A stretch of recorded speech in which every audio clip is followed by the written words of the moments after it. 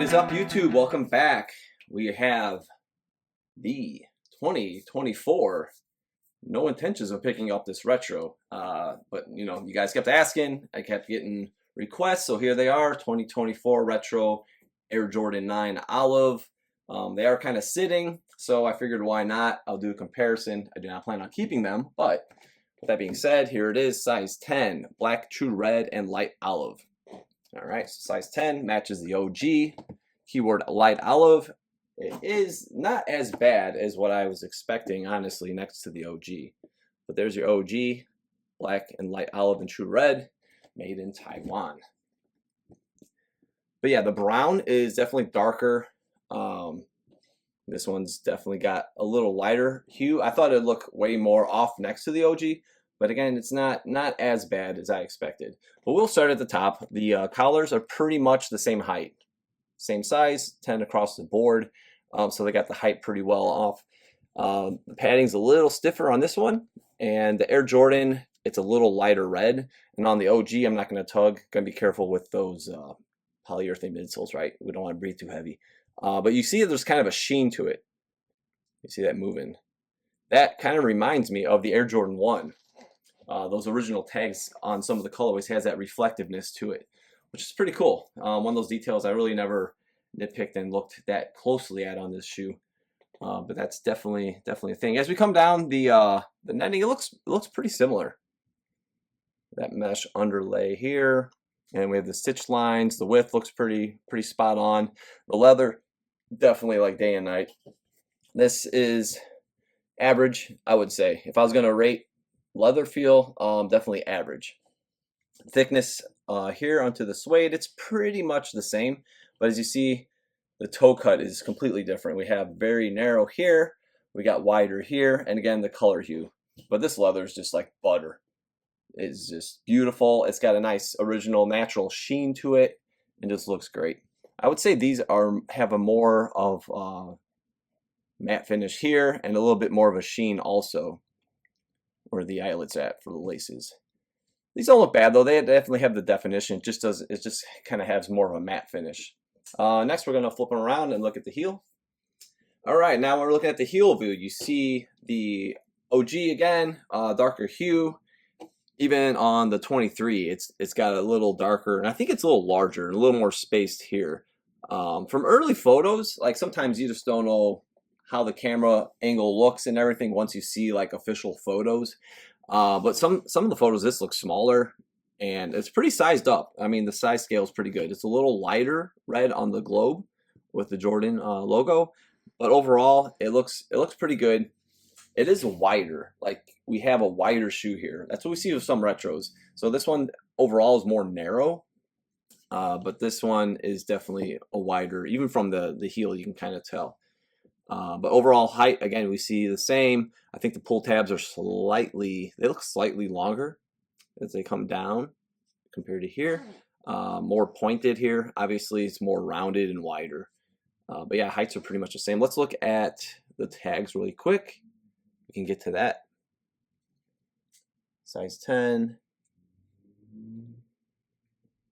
VP, that is, I had some people asking me like, how do you know what factory it is? So this little VP on the side, whenever you're looking at any retro, that's your indicator for what factory they're made in. And we'll pop that tag and we'll be kind of gentle with it. And we have made in Taiwan. Maybe try to widen it out a little. Yep, there we go.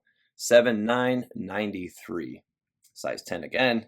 Dead stock. I will drop in some photos of the insoles.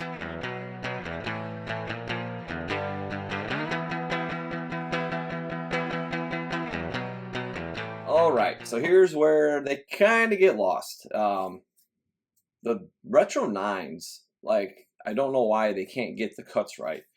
So for me, like the design wise, you got the wider mudguard. You got way skinnier. This is where it looks like a completely different shoe. From the front shot and the heel, it doesn't look as bad.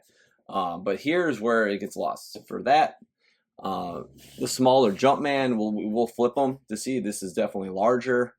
The scale of the midsole, in some photos it looked just smaller. I think it's kind of an illusion maybe with this thinner cut. But yeah, I don't know if you soul swap these, if they would be big enough, but it looks like it's pretty close. I think it will match up. But again, I think they just need to beef up the Jumpman a little bit because this literally looks like grade school size. But again, we will flip them so you guys can see those heels closer together. But line for line, I think the biggest thing is just like, obviously the leather, the feel is just great. And you can see those accents really well here. And on here, you can see it, again, it's the impressions look a little less defined. I think that's the best way of describing it. Toe box running right down to the slope. Okay, so we got some toe curl. That's what we typically see with these retros, unfortunately. And this is nice and sleek and rounded off. This is a bit more stumped for sure. So, but that's pretty common with too many retros these days. You know, you look at the effort put in the Jordan 1 through 3. The ones, I think the black and red next year are going to be probably the best ones yet. Hopefully they fix that toe box, which is just right. The rest of the shoe is pretty much perfect. Better materials. Hopefully they're better materials because the leather has not been great on those. The 2s are damn near perfect. I would say that's probably the closest model to the OG. And 3s, obviously, they've made a lot of improvements. So the 9, it has a lot of work to do, I would say, just from this view alone.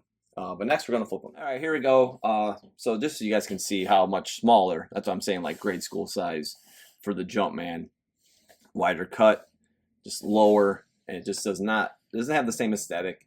I always call these the moon boot 9s. 1 through 14, it is definitely the least favorite Air Jordan, and historically standpoint, he did not wear them, you know, in an NBA game, so it was kind of cool. It was kind of like a silver lining when he did join the White Sox and the Barons, you could say.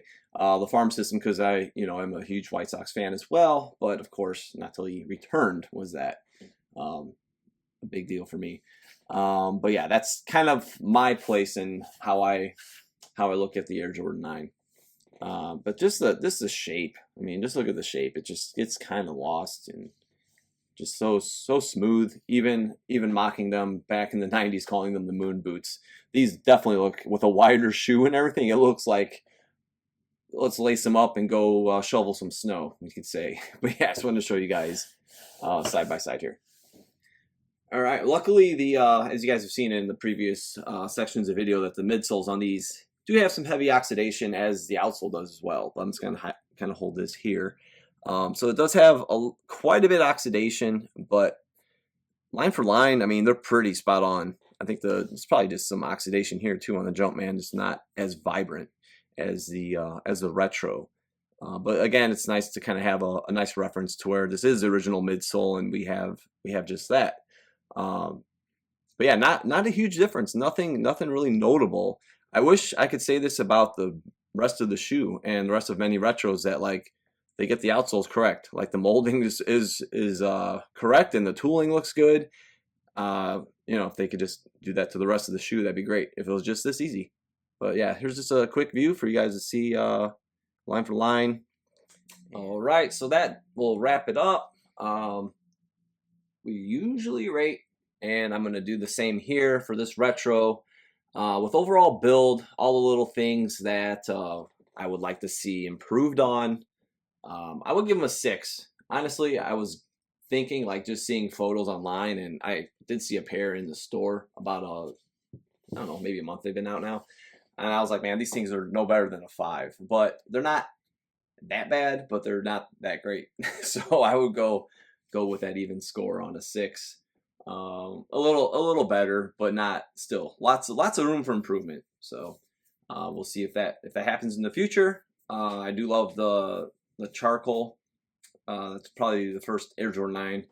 I love my black colorways, so that would probably be my first retro I buy to actually wear. But yeah, I will definitely not be keeping these. It's basically for community. You guys were asking, and just want to deliver a video for all of my followers and subscribers. So thank you again. Leave a comment. Don't forget to subscribe. You follow me at OG or Bust on Instagram, and we'll see you next time.